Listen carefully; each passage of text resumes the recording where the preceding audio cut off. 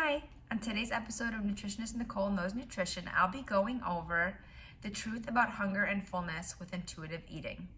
So I'm Nicole, a registered dietitian, nutritionist, and online nutrition coach, specializing in helping women break free from the binge restrict cycle through the principles of intuitive eating. So if you're interested in learning more about the work I do or how to work with me, comment the word group below and I will reach out to you personally. If you like this video or you feel like someone you know would benefit from seeing it, save or share this video or maybe even comment their names below. So today on this episode, like I said, I will be talking about the truth about hunger and fullness with intuitive eating. So there are a lot of misconceptions maybe about what hunger and fullness might be, and if you're a chronic dieter, your hunger and fullness kind of signals might be just kind of messed up.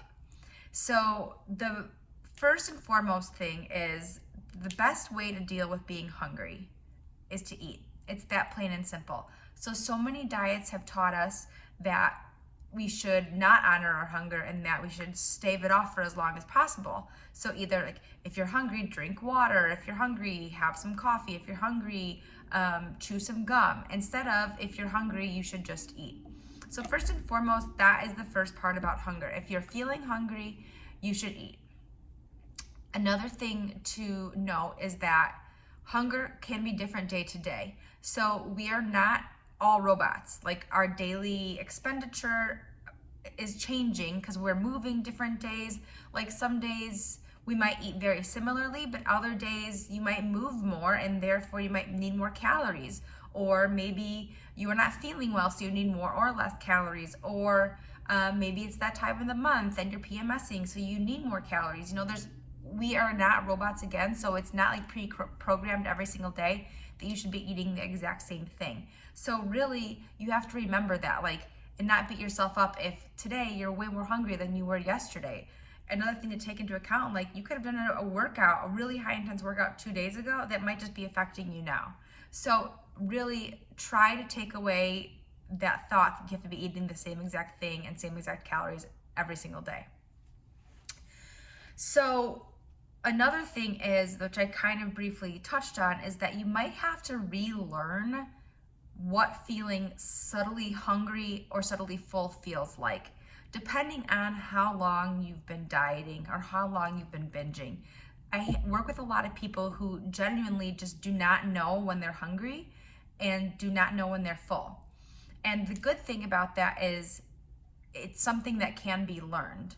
So that is something we would work on together, but as just a way to try and get them working a little bit more. Now, I usually recommend just eating every few hours and not letting yourself go longer than every 3 hours.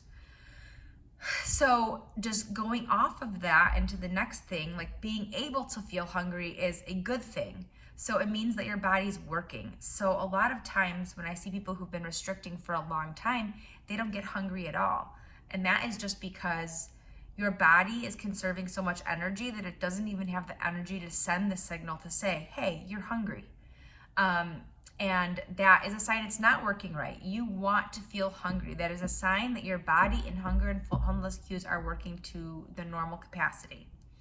So another way, an important way of getting them working is how I was saying, eating every 3 hours, but also something called mechanical eating. So making sure, if you're eating at set times throughout the day, maybe eating at 9 and then 12 and 6. Well, try to put in a snack in between that too, because the more you're eating mechanically, the more your body will trust that it's going to get fed, and your body will trust that it can start using energy to send those hunger and fullness cues.